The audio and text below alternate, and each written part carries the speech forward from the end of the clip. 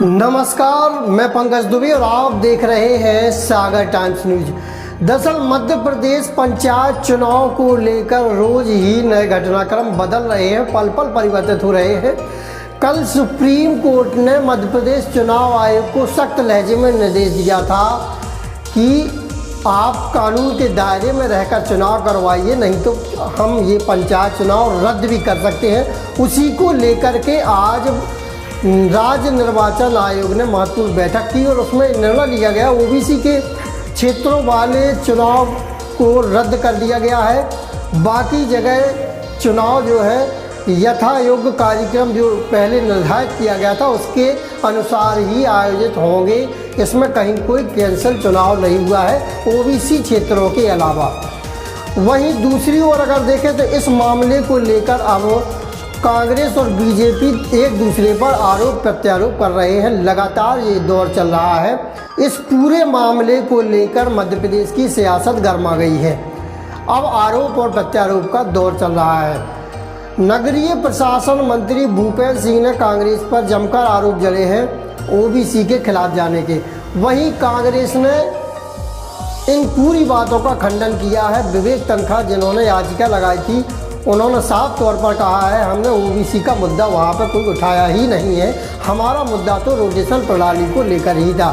सुनिए बारी बारी से भूपेंद्र सिंह ने और कांग्रेस के विवेक तनखा ने एक दूसरे के खिलाफ क्या क्या बातें कही। राज्यसभा सदस्य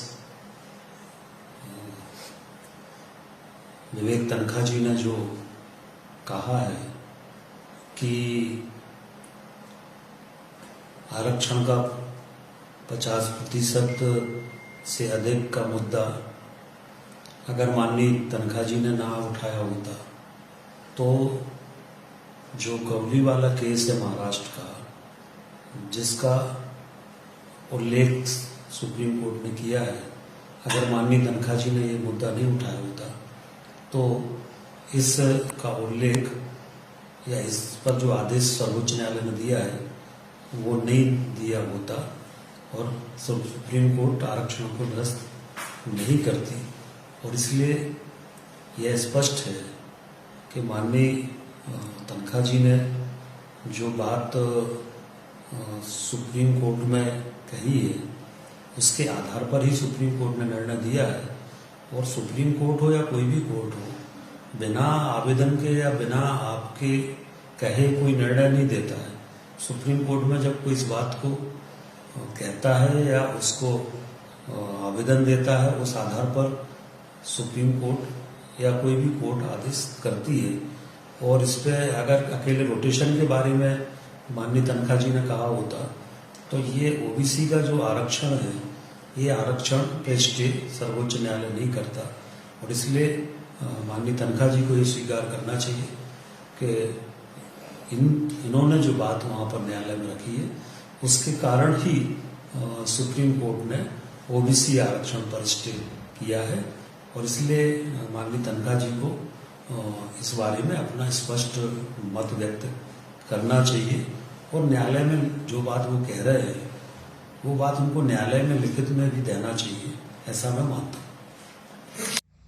आज मुझे दुख के साथ ये वीडियो आप तक पहुंचाना पड़ रहा है कि असत्य को सत्य बना के ट्रोल आर्मी मेरे बारे में कुछ कहना चाहती है जिसको मैं पूर्णतः खारिज करता हूं। सबसे पहले तो मैं ओबीसी वर्ग का वकील हूं, हाईकोर्ट में उनकी पैरवी करता हूं और कुछ दिन पहले 3 घंटे बहस की थी, जिसके बाद सरकार ने पिछले हफ्ते समय लिया था कि हम 1 हफ्ते में वो रूल बदलेंगे जिससे कि ओबीसी वर्ग का हानि हो रही थी। मैंने किसी ओबीसी के विरुद्ध कोई पिटीशन नहीं लगाई। मेरी पिटीशन हर वर्ग के लिए थी।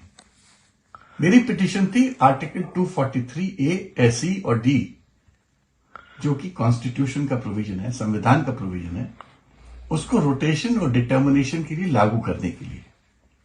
यह हर वर्ग की लड़ाई थी, क्योंकि पंचायत में जैसे सुप्रीम कोर्ट और कॉन्स्टिट्यूशन कहता है, हर इलेक्शन के वक्त एक रोटेशन होना चाहिए जिससे सबको चांस मिले।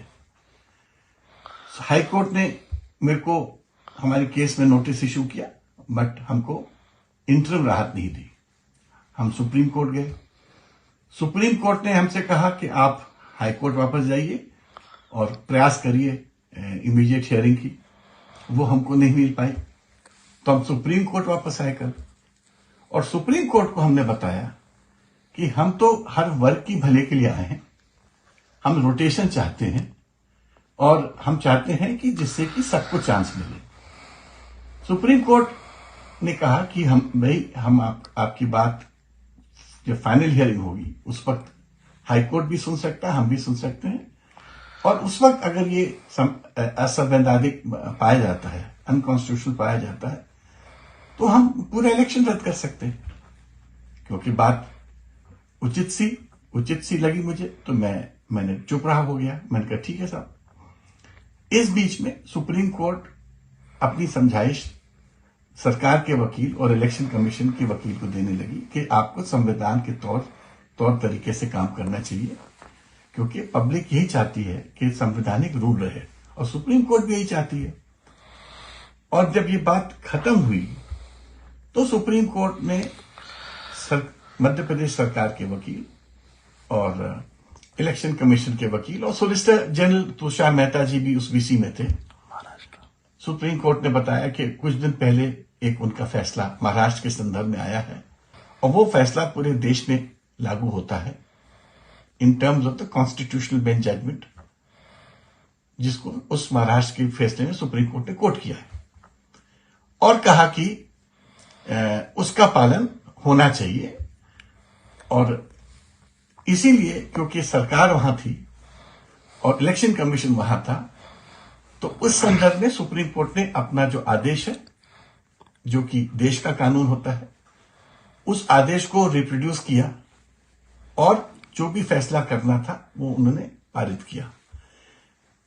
वो ओबीसी के संदर्भ में हमारी ना तो कोई पिटीशन है, ना हमारी कोई प्ली थी। ये जो आदेश हुआ है, ये सरकार के संदर्भ में हुआ है, और सरकार को दायित्व दिया गया है कि सुप्रीम कोर्ट के आदेश का पालन कराएं।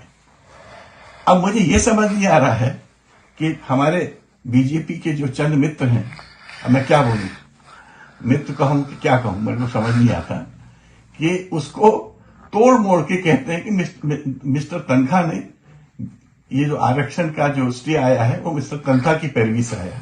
मिस्टर तनखा ने ऐसी कोई पैरवी की नहीं भाई। हम तो रोटेशन के लिए गए थे, हम तो डिटर्मिनेशन के लिए गए थे, और उसमें भी न्याय होगा एक दिन, क्योंकि जो मैं कह रहा हूं वही सत्य है, वही कॉन्स्टिट्यूशन में लिखा है, और वही सुप्रीम कोर्ट कहता है।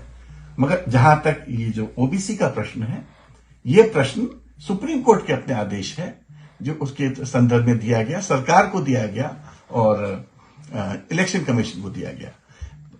इन आदेशों का पालन करना तो सरकार का कर्तव्य होता है, धर्म होता है। हाँ, सरकार चाहे तो ये बात सुप्रीम कोर्ट को बता सकती है कि जो बुनियादी बातें हैं महाराष्ट्र की, शायद मध्य प्रदेश में मिसिंग है, और अगर ये सरकार बता सकती है तो हो सकता है कि सुप्रीम कोर्ट अपना ऑर्डर मॉडिफाई भी कर दे।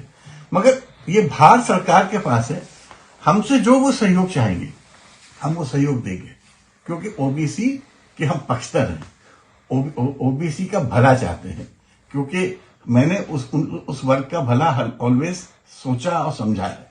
तो मैं तो चाहूंगा कि दुष्प्रचार ना करके दिमाग कानून पे लगाएं कि ओबीसी वर्ग का अधिकार और कॉन्स्टिट्यूशनल अधिकार कैसे उनको स्थापित कराया जाए और दिलवाया जाए।